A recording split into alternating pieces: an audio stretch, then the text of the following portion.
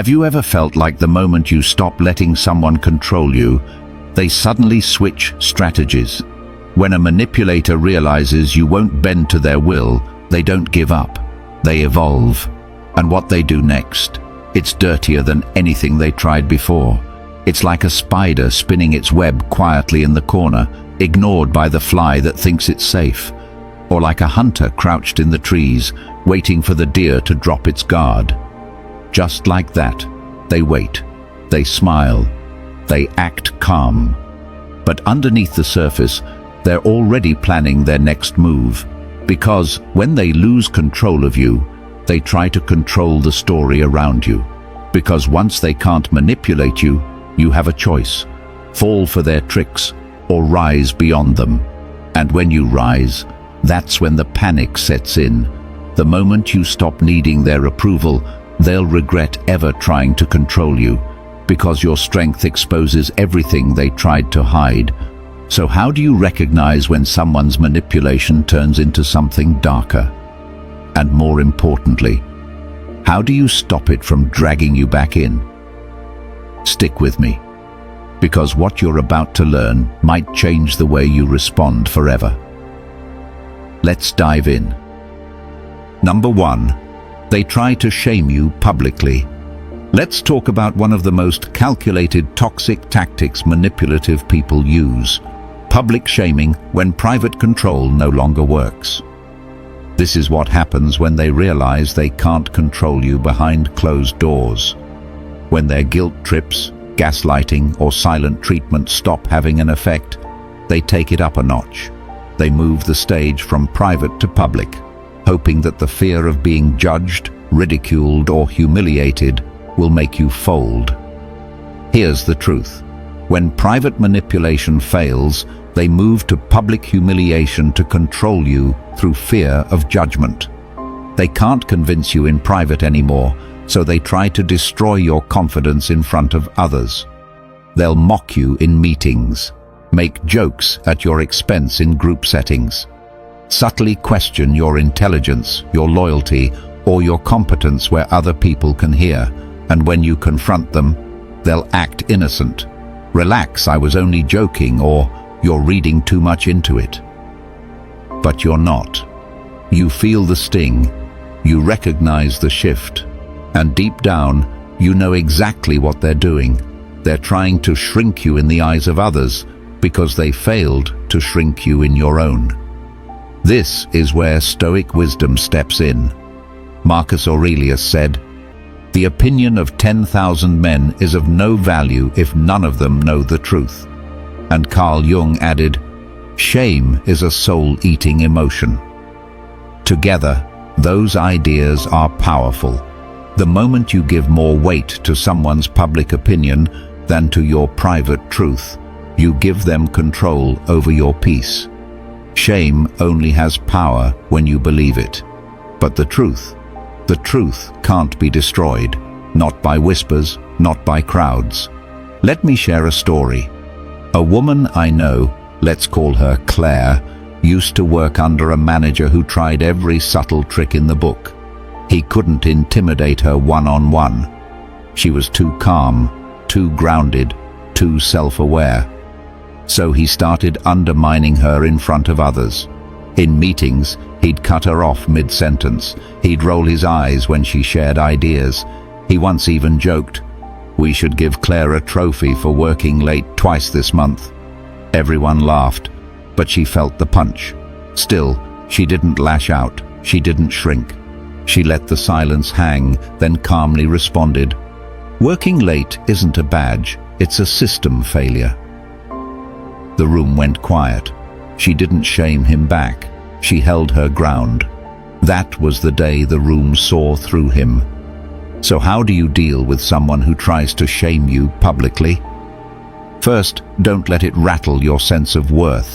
Second, resist the urge to retaliate. Stand firm with calm clarity. And third, trust that truth reveals itself, even if not immediately. At the end of the day, you don't need to match their cruelty with more noise. Just let your quiet strength speak for itself, because when shame doesn't stick, they lose their power. Number 2, they play the victim. Let's talk about one of the dirtiest tricks manipulators use when they realize they can no longer control you. They start playing the victim. This is what happens when you don't fold, when you start setting boundaries, and when you stop accepting their guilt trips and pressure. They know you're no longer easy to influence, so now they flip the narrative. Suddenly, you're the difficult one, the ungrateful one, the problem. And they become the misunderstood, mistreated victim, spinning the story just enough to make others question your character. Here's the truth. If you won't submit, they pretend you're the aggressor. This twist isn't about truth, it's about control. They know they've lost power over you, so now they try to win sympathy from everyone else. They act wounded, they exaggerate, they twist your firmness into cruelty and your boundaries into betrayal. And they do it all with one goal in mind: to discredit your strength and make you look like the villain. Because if they can't manipulate you, they'll manipulate how others see you. This is where Stoic wisdom clears the fog. Epictetus said, "He who blames others has a long way to go on his journey." And whoever said, when a person can no longer manipulate you, they will try to manipulate how others see you, wasn't wrong. The Stoic path isn't about controlling how others perceive you, it's about mastering how you respond. When someone plays the victim to make you look like the bad guy, remember, truth doesn't need to scream. It just needs to stand still. Let me share a story. A woman I know, let's call her Lauren, was in a long-term relationship where she always gave more than she received. When she finally started standing up for herself, saying no, setting limits and choosing her peace, her partner didn't take it well. He didn't argue. He didn't confront. Instead, he told mutual friends, "I don't know what happened to Lauren. She's become so cold, so distant." He painted her strength as selfishness. He played the victim perfectly. But Lauren didn't chase after the approval of others. She didn't defend herself in every room she wasn't in. She focused on her own healing, and in time, the people who mattered saw the truth without her needing to say a word. So, how do you respond when someone weaponizes victimhood against you? First, stay calm. Don't feed the drama. Second, stand firm in your truth. You don't owe everyone your side of the story. Your actions will speak louder. And third, don't shrink just because someone is uncomfortable with your strength. Their story may be louder, but yours is real. At the end of the day, when someone has to pretend they're the victim just to make you look like the enemy, you've already taken your power back. Keep it. Walk forward. Let their fiction collapse under the weight of your truth. If you found this valuable, hit like and subscribe for more powerful insights. Number 3. They start spreading subtle lies. Let's talk about one of the most cowardly tactics a manipulator uses once they lose control. They start spreading subtle lies. These aren't always outright fabrications. No, these lies are crafted carefully. They twist your words, imply things you never said, and drop vague, suggestive comments meant to make others second-guess you. They don't say, "You're a bad person." They say, "I don't know, something just feels off about them lately." They don't accuse you directly, they plant seeds, and they hope others will do the dirty work of watering them. Here's the truth. They'll distort facts and use vague language to erode your reputation slowly. Because now that they can't control how you see yourself, they try to control how others see you. It's no longer about manipulation, it's about sabotage. They want to isolate you. They want people to question your integrity, your intentions, your character. And they know they don't need proof to do it. just enough whispers, enough doubt, enough silence in the right moments. This is where Stoic clarity becomes your compass. Seneca said, "The truth is simple, lies require complication."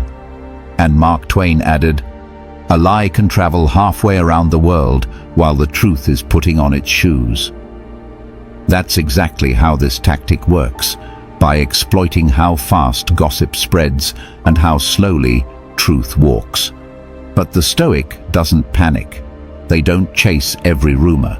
They know that truth, while slower, stands taller. And in the end, it's the only thing that doesn't collapse under pressure. Let me share a story. A guy I know, let's call him Eric, was working at a company where he turned down a request from a colleague to cut corners on a project. The colleague didn't like that. Over the next few weeks, subtle comments started floating around the office. "Eric's been acting really territorial lately. I heard he's difficult to work with." No one ever said these things directly to him, but they found their way into rooms he wasn't in. Eric didn't panic. He didn't storm around demanding explanations. He stayed consistent in his work, kept his boundaries firm, and let his actions speak louder than rumors. And over time, the lies lost their power, because the people who mattered could see the truth for themselves. So how do you respond when someone starts distorting reality around you?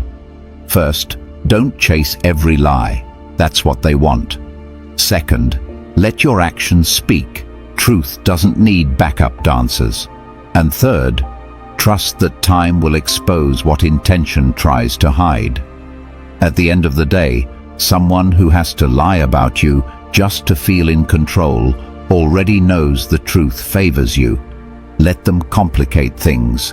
You just keep living simply, honestly, and powerfully. The truth doesn't have to be loud, it just has to last. Number 4, they isolate you from others. Let's talk about one of the most calculated moves manipulators make when they feel their grip slipping. They start trying to isolate you. But they don't do it by physically removing you. They do it socially, psychologically. They begin planting quiet doubts in the minds of your friends, co-workers, or family. A whisper here, a loaded comment there. It's subtle at first, just enough to shift energy, create discomfort, and make people pull back from you without even realizing why. Here's the truth. They try to turn others against you so you feel cornered, because isolation makes it easier to break your resolve. The fewer people you feel connected to, the easier you are to control. They want you emotionally vulnerable, second-guessing yourself, and wondering why the room feels colder than it used to. It's not about truth or fairness, it's about power. And the best way to take someone's power is to make them feel like they have no one left in their corner. This is where Stoic philosophy becomes your armor. Seneca once said, "Associate with those who will make a better man of you." And Machiavelli, on the darker side of strategy, revealed the game. Control the narrative, and you control the person. That's exactly what they're doing, trying to manipulate the story being told about you so that they control not just how others see you, but how you see yourself. Let me share a story. A woman I know, let's call her Jenna, was part of a tight-knit project team. She started speaking up more, setting boundaries, and pushing back on unrealistic expectations. One of her teammates, threatened by her confidence, began quietly turning others against her. He'd say things like, "Jenna's really intense lately, huh?" Or, "She's been hard to talk to these days." The comments were small, but they added up. People started pulling back. Meetings felt different. Jenna could feel the shift, but instead of panicking, she stayed grounded. She didn't confront anyone with accusations. She kept showing up with integrity, kept contributing value, and eventually, those who mattered saw through the manipulation. The teammate's strategy unraveled the moment people compared his whispers to her actions. So how do you deal with someone who tries to isolate you? First, be aware. Recognize the tactic before it works. Second, double down on your integrity. Your consistency becomes the proof they can't erase. Third, strengthen ties with people who reflect your values. You don't need an army, just a few real ones who know your heart. At the end of the day, isolation is a trap built on illusion. The people meant for you won't be swayed by cheap narratives. Stay grounded, stay true, and let the truth outlast the whispers. If you've watched the video this far, don't forget to leave a comment with a thank God and give it a like if you enjoyed the content. Your support means a lot and motivates me to keep creating more interesting videos. I hope you find inspiration in them and that we continue learning together. Thank you for your support. Number 5. They use guilt to make you comply. Let's talk about one of the most emotionally draining weapons in the manipulator's arsenal. They use guilt to make you comply. They won't argue with logic. They won't discuss things openly. Instead, they go straight for your heart, your empathy, your conscience. It sounds like, after everything I've done for you, or, I guess none of that mattered, huh? It's not about love. It's not about fairness. It's emotional blackmail, designed to make you feel ashamed for having boundaries, opinions, or independence. Here's the truth. They guilt you because they know it works. They don't need to raise their voice or make a scene. Just a disappointed tone and a few loaded words are enough to make you fold. They know you care. They know you're thoughtful. And instead of respecting that, they exploit it. You end up apologizing for things you shouldn't, doing things you don't want to, and suppressing your own needs just to avoid hurting them. But if someone truly valued you, they wouldn't weaponize your compassion. They'd honor it. This is where Stoic wisdom gives us strength.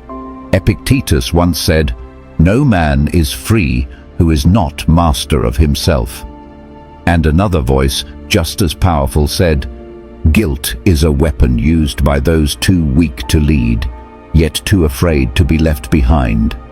Guilt, when used by manipulators, isn't about healing, it's about control. If they can't guide you with honesty, they'll try to steer you with shame. Let me share a story. A woman I know, let's call her Danielle, had a relative who always made her feel guilty for choosing herself. When Danielle decided to take a job out of state, her aunt didn't say, "Congratulations." She said, "I guess family doesn't matter to you anymore." When Danielle couldn't attend every gathering or fulfill every favor, the aunt would reply with, "Wow, after everything I've done for you." It worked for a while.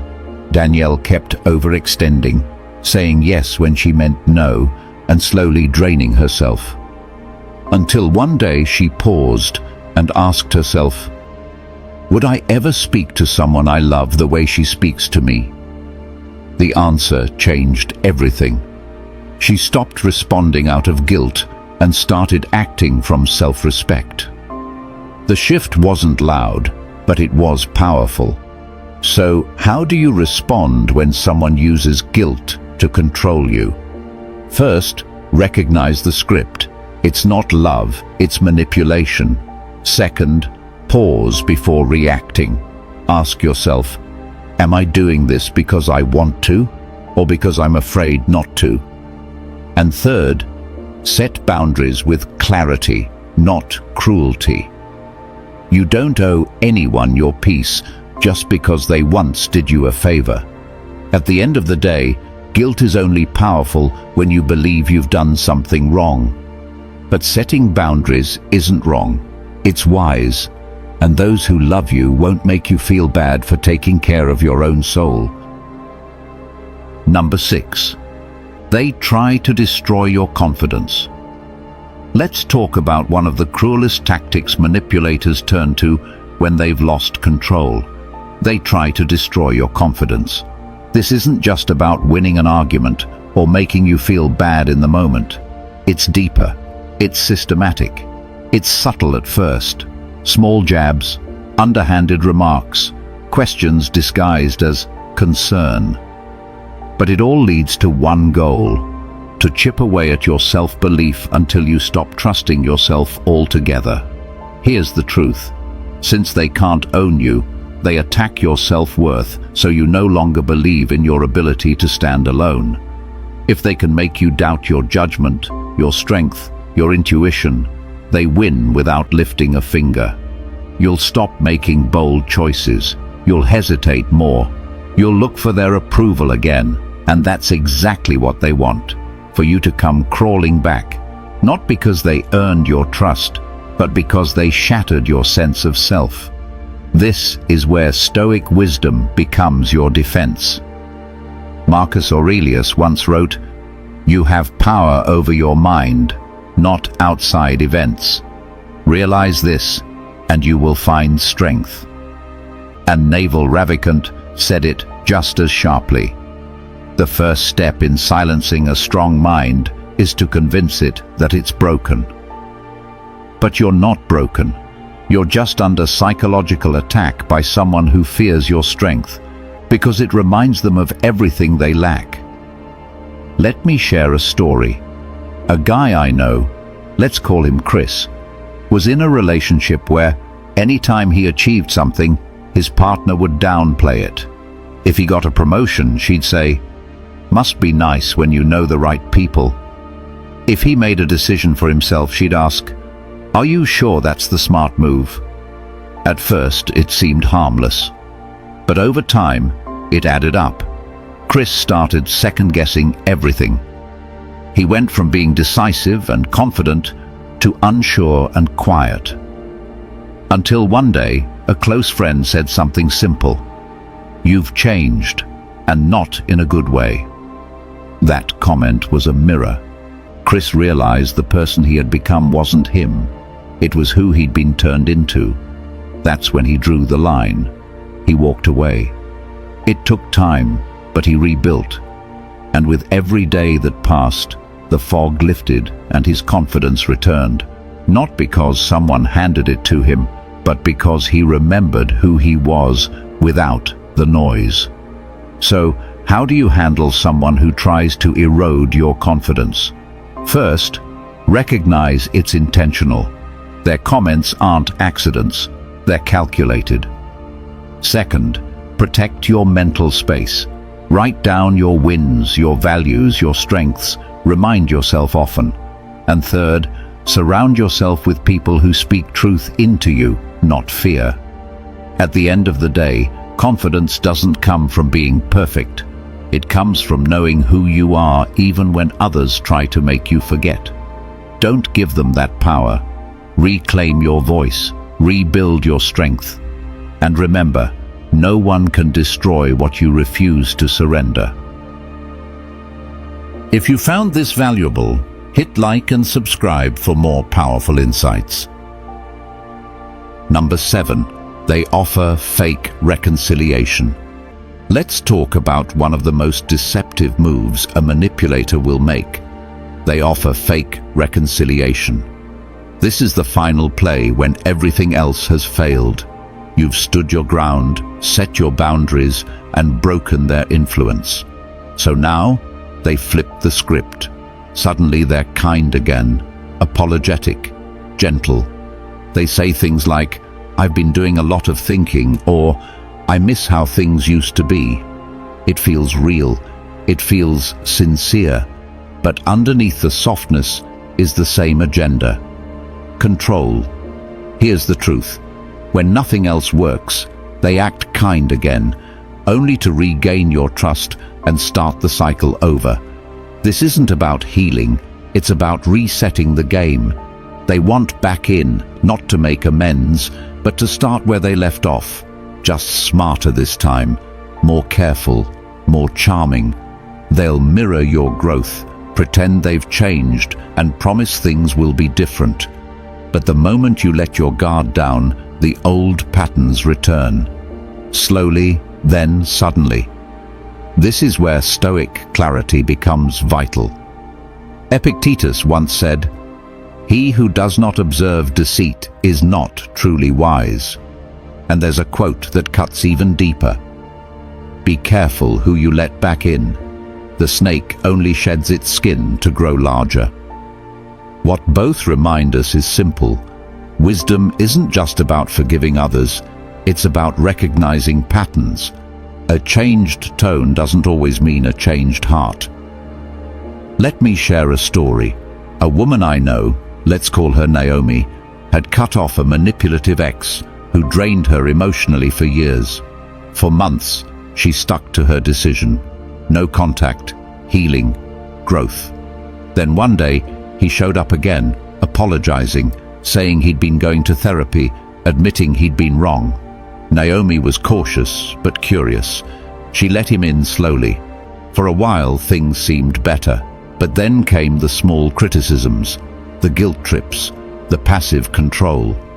It was the same behavior in a new disguise, and Naomi realized he hadn't changed. He had just adapted. So how do you handle someone who offers fake reconciliation? First, take your time.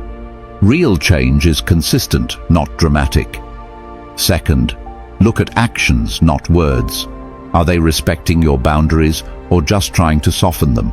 And third, ask yourself, do I want this person in my life, or am I just tempted by the version they're pretending to be?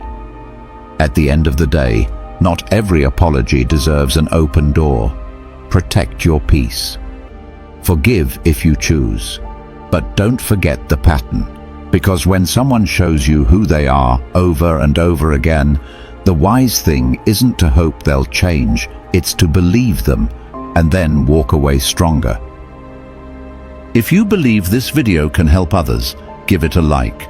It helps the YouTube algorithm show it to more people. And don't forget to subscribe for more awesome content coming your way. Share your thoughts in the comments. I will definitely reply.